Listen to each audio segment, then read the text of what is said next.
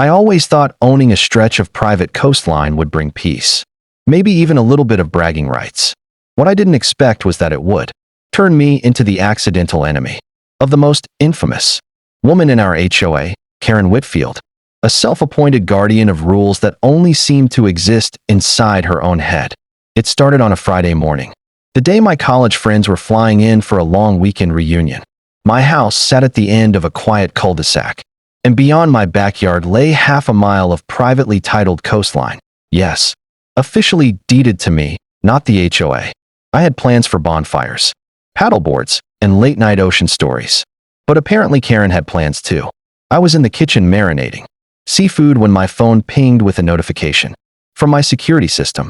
The front gate camera showed Karen standing there, clipboard in hand, wearing oversized sunglasses and the kind of expression you'd expect from someone preparing to shut down a crime scene. I stepped outside, confused. "Morning, Karen. Can I help you?" "Yes," she replied sharply. "Your gate is non-compliant." I blinked. "Non-compliant with what?" "With the community's aesthetic integrity code," she declared, flipping to a blank page on her clipboard. "Also, your guests are required to register with the HOA and pay the standard beach access fee." I almost laughed. "Karen, the HOA doesn't own the beach." "I do." She smiled in that terrifying way where only the lips move. "Public safety measures apply to all coastal access. My friends aren't accessing the HOA's tiny patch of sand," I said firmly. "They're visiting me on my coastline." Karen didn't budge. She marched toward my gate, slipped a small red padlock from her bag, and clamped it onto my latch like she was tagging wildlife. "There," she said triumphantly. "Locked until fees are paid." I stared at the lock, then at her. "That's my property. It's community adjacent," she replied, "which makes it my business."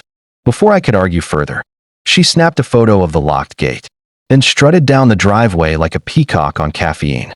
When my friends arrived an hour later, they called me, confused, laughing, and stuck outside. I walked out to find them standing beside the gate like delivery drivers waiting on a signature. "Bro, did your HOA lady just lock us out?" one asked. "Oh, she did more than that," I sighed. "She tried to charge you beach fees." The disbelief on their faces said everything. But while they joked about storming the gate, I knew something much bigger was unraveling.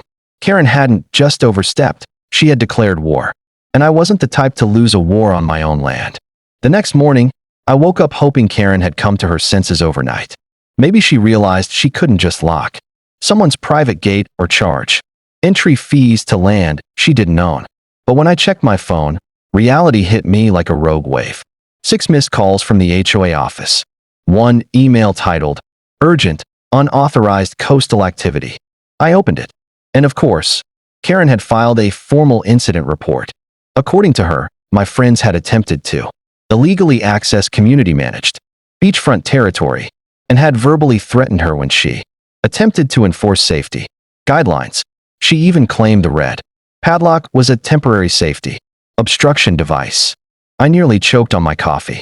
My friends, who barely had the energy to threaten a pizza delivery guy for being late, were now apparently hostile intruders in Karen land.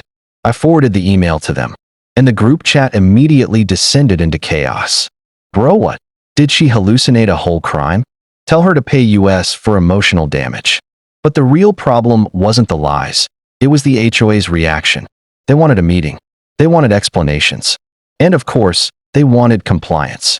I walked outside to get some air and nearly walked straight into Karen, who was standing in front of my house like she'd been summoned there by the sound of my frustration. "Good morning," she said, with the cheerfulness of a tax collector. "I need to discuss your guests' beach access fees." I stared at her. "There are no fees. You know that." She held up her clipboard. "Beach access is $25 per person per day, plus a one-time registration charge. Your guests have not paid. They came to see me on my property. Your beach touches the shared coastline," Karen countered. "Therefore, community access policies apply." "Karen," I said slowly, "I own the entire half-mile stretch. It's in my deed. You've seen it." "I saw an outdated document," she snapped. "The HOA recently updated its jurisdictional map." My jaw dropped. "Updated? You can't redraw my property lines." She smirked. "The community voted." "Oh really? When?" "Last night," she said. 93% in favor. Translation: Karen and her bingo squad. I walked past her and examined the red padlock she'd installed. I took a picture of it and then took another of Karen glaring at me like I'd insulted her houseplants. "This is going to the county," I said. "Go ahead," she replied. "They'll agree with me." That's when she dropped the real bomb. "And until fees are paid, your guests are banned from all ocean-related activities, including the coastline on your deed." I almost laughed. Almost. Karen had made a mistake. A big one. She'd crossed from annoying to illegal, and I was done playing nice. By Monday morning, I'd collected every piece of evidence I needed: photos, emails, timestamps, and even a short video my friends took of the padlocked gate. Their laughter in the background didn't weaken the proof. If anything, it made the situation even more ridiculous. I drove to the county recorder's office first. If Karen wanted to challenge property lines, then we were going to do this legally and publicly. The clerk, a tired man who looked like he'd seen every kind of land dispute imaginable, took one glance at my deed and raised his eyebrows. "You own all this?" he asked. "Yep. And the HOA is trying to what? Charge people fees to visit your property?" "Pretty much." He exhaled in that, "I can't believe I'm awake for this kind of way." "Well, that's not just wrong, it's unlawful. And whoever put that lock on your gate committed trespass." Exactly what I needed to hear.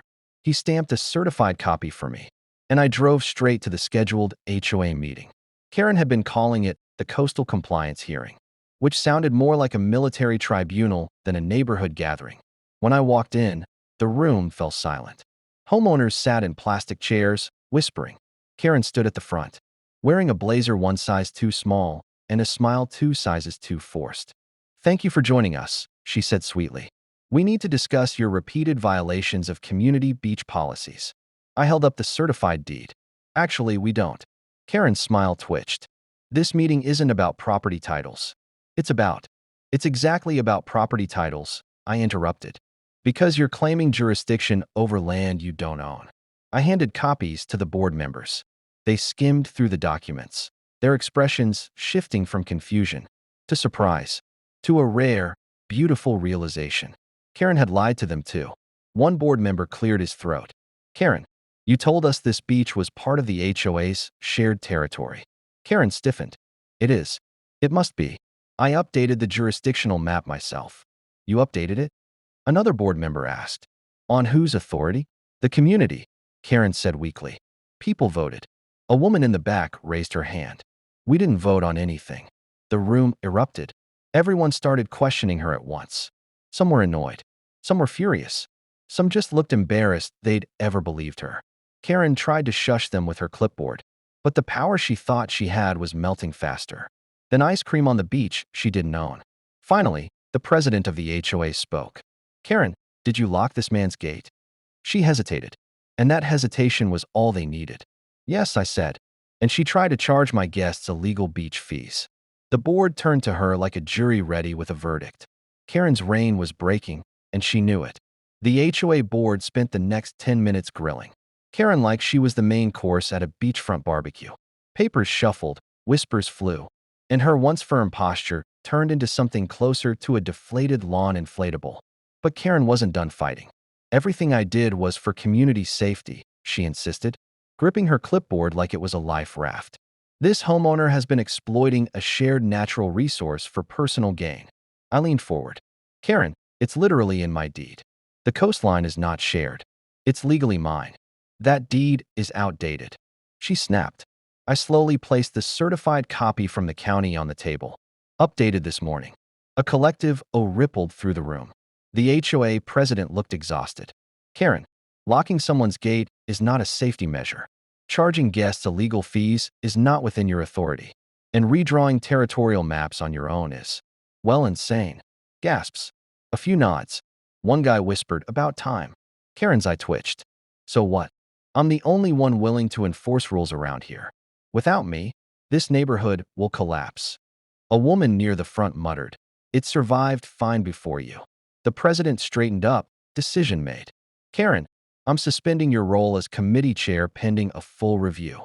Karen's jaw dropped so hard I thought it might hit the table. "You can't do that," she shrieked. "I run the Coastal Oversight Department." There is no coastal oversight department, he replied. Silence. Dead, painful, glorious silence. Karen's face drained of color as reality hit her. She'd invented an entire government branch in her head. When the meeting adjourned, several homeowners came up to apologize for believing her. A few even offered to help remove the red padlock. But I told them not to worry. I had bigger plans. I drove back home and found the lock still clamped onto my gate like a bright red symbol of everything Karen had tried to control. My friends stood around it, filming dramatic reenactments of my tragic struggle for freedom. I grabbed bolt cutters, snapped the padlock clean in half, and tossed the broken pieces into a trash bag, labeled evidence, criminal Karen edition. But I wasn't finished. That same afternoon, I filed a trespassing complaint with the county and requested a formal investigation into unauthorized HOA policy enforcement. The clerk didn't even blink. Apparently, Karen had a reputation. A week later, the HOA sent a letter. Karen was officially removed from all committees, permanently. But the cherry on top? The county mailed me a notice, confirming they would be reviewing the HOA's conduct and interviewing residents regarding Karen's behavior. My friends celebrated. The neighborhood breathed again. And Karen? She avoided my house like it was radioactive. Owning the coastline had its perks. But watching Karen lose her imaginary kingdom? That was priceless.